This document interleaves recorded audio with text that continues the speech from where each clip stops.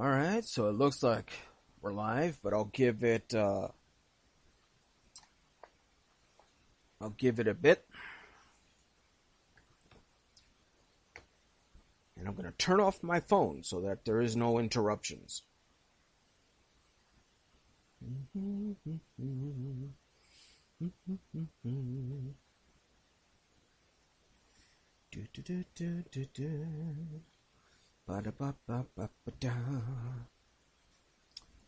Okay, let's put that there.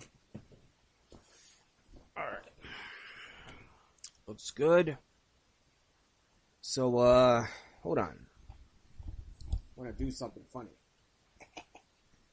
Let's see here. Oh yeah, let's try to make this look right. Give me a second here.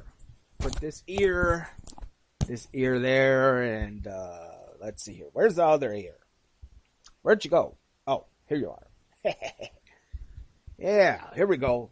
Fred Flintstone, the the streamer. You know what? Fred Flintstone, the first assassin. Yeah! What do you think about that? But I do some random, what the hell kind of stuff. Alright, well, that was fun for a little bit.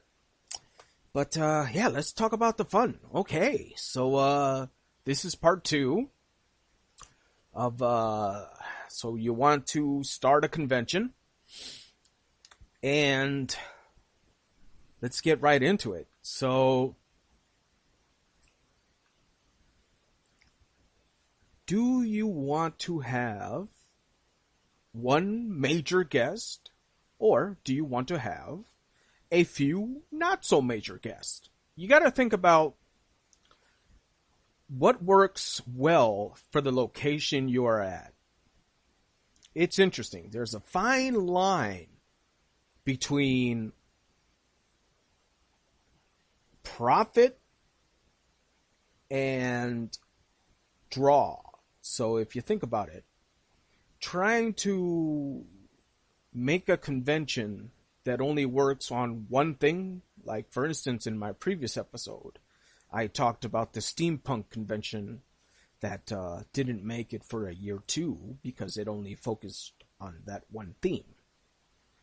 If you think that you have enough people that are willing to come to your event to support a year 2 and possibly a year 3, and you're focused about giving a nice event based on only anime or only video games, or let's say only cosplay, why not? If you think that's good enough for you, I say go for it. So how fancy do you want to make your event? Do you want to set money aside for a really good looking program book? Something that'll have if you have any sponsors, it'll show, who they are. If you have panels, it'll describe, look through the book, and, at the beginning of the day, there's going to be a panel about, voice acting in video games, or we're going to be screening a independent film, and various things like that. It all depends on what you're looking for in your first or second or possibly third attempt to make a growing and healthy convention. It's pretty interesting because you need that something that sets yourself apart from everybody else. The United States, for that matter, is oversaturated, I think, with all these different conventions. And most of the people I know, they're willing to travel a great distance from their current location to experience some of these other conventions. Having a nice program book is a nice souvenir. Or for that matter, having a really nice looking badge is also a nice thing to have. And if you're looking for an artist to make your badge, well, then I know someone who is very skilled. And if that's something I can help you with, then more power to you, because I would like for you to succeed. You know, this is, it's always a fun thing and a great thing to have another successful convention that deals with, well, you know, it could be anime, could be video games, could be a combination of both. You could toss cosplay into there. You know, there's so many different avenues that you don't have to stick to just one theme. The problem that I see is having the funds to make it all work. Like I said in part 1, banks are really tough to deal with. Even if you have a very good business plan, if your potential credit score is not perfect, it is highly unlikely that they will give a damn. Which is sad, because, you know, if it was up to me, and you have a really good business plan, then hell yeah, go for it. Sometimes you have to wait for the right opportunity to make your vision come alive. Now, there's many options here. So, you got school basements, no, church basements, school gymnasiums, hotel meeting rooms, you know, or if you got a tank load of money, you go with the big kahuna, go with convention centers. Convention centers are not cheap, and the ones that are, well, I know of 2. I won't tell their names, but I will give you what some of the quotes they gave me. So the 2 convention centers that I know of, you're talking about paying for the electricity alone is $11,000. And you're going to have to rent the tables. You are going to have to pay for their staff. Back in the heyday of anime cons, like around 2012 and 2011, there, well, at least in the conventions that I've been to in the East Coast, it always was an interesting thing that, oh, you know, you have to make sure you read the contract extremely well, because one of the conventions that is not far from where I am needed the help of all the attendees, because the convention center was like, oh no, you need to pay X amount more because you didn't calculate this cost. So basically, they told everyone, look, we're in a pinch. We need you guys to chip in to keep the convention going for the remaining days. And they were successful, but they learned a valuable lesson. The convention center can screw you over if you are ill-prepared for their hidden costs.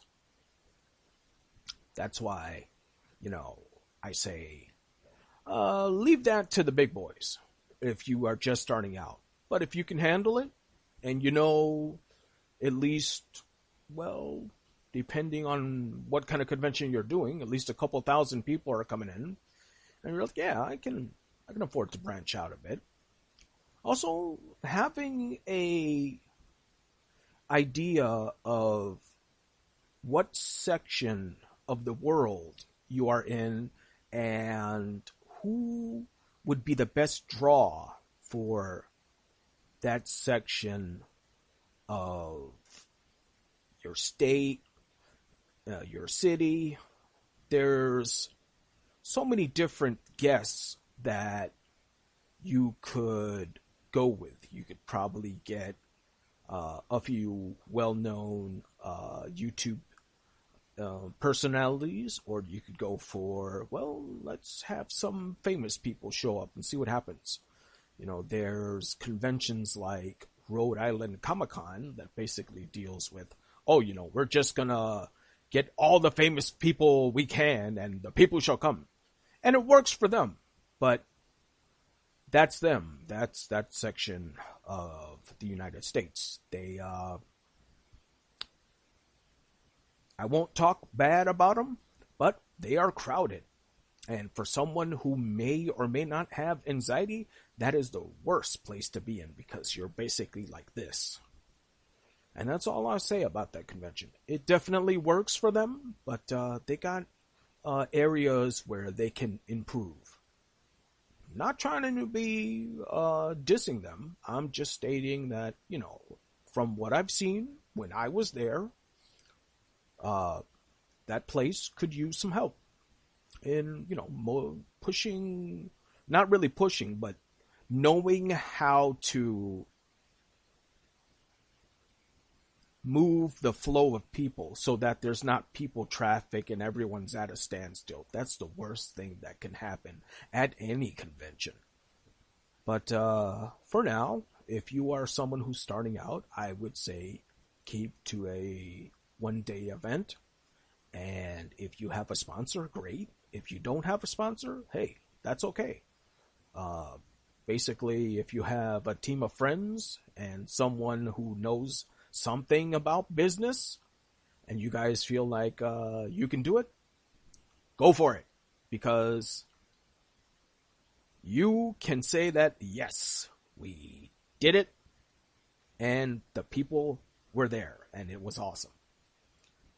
If it was up to me, every convention would succeed, but it's not up to me. It's up to the combination of people who are with you, making sure that you have a nice product that the people will enjoy. So there's different varieties of conventions. You can go with, if you're still in college, you could ask your anime clubs like, hey, let's get the other clubs and get together and do an event in like the student lounge. We'll do it for like the weekend and, just have fun, and maybe we'll invite someone cool from YouTube and we'll just have all these panels, and yeah, it'll be great. Panels are fun. They are something that brings in the fans. You could have like, movie showings, like I said before. Also think about, if you want to, that is, I'm not trying to force you to do anything you don't want to, but cosplay contests are fun. Video game contests are also fun.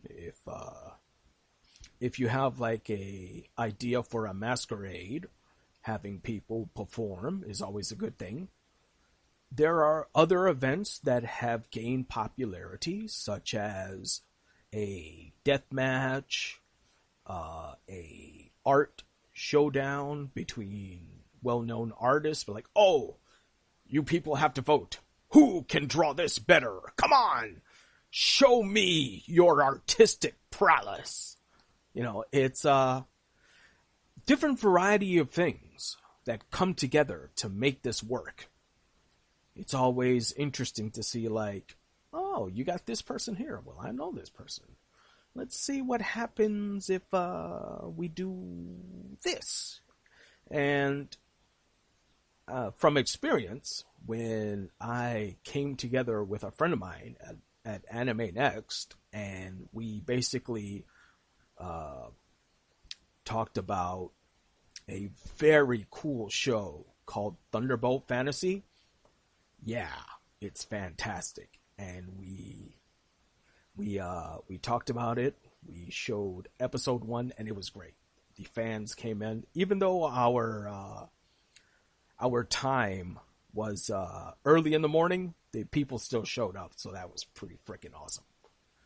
And another thing that you have to consider is, do you want to have a after party such as a dance, or, are you going to go 18 plus? That is a factor. Well, you have alcohol at this event. Alcohol brings in more trouble because of you'll need a liquor license and stuff like that. Or do you want to have something where it's like, okay, we're gonna have this after party at so and so bar, and you go team up with a bar. You don't have to worry about a license. You may have to pay them a few bucks, or you may have to pay them nothing at all. But for the 18 plus audience who like to drink it on and have a good time, well, there you go.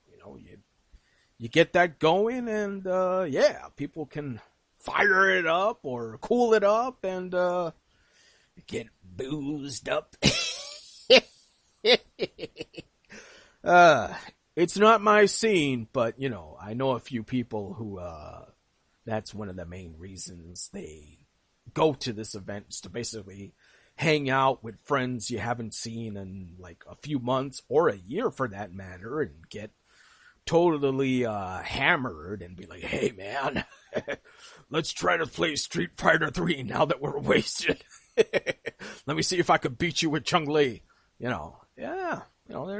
a lot to think about, a lot of fun to be had at these events. So let's see here. I've been going for almost 17 minutes. So I think I will bring it in to part 2. And I'm not sure if I'll make a part 3. It depends on if I think about anything else that, comes to mind. Because I think I covered pretty much all the basics. So in case I haven't said it, have a awesome name for your event. So I know in part 1, I mentioned Fantasticon, where it turns out there is one. And I was like, wow, there's a Fantasticon. Well, I had no idea. Is it fantastic? I don't know. Can't say that I've been to it, but yeah. So take care, and this is Ginyu 2007 saying, you can do it.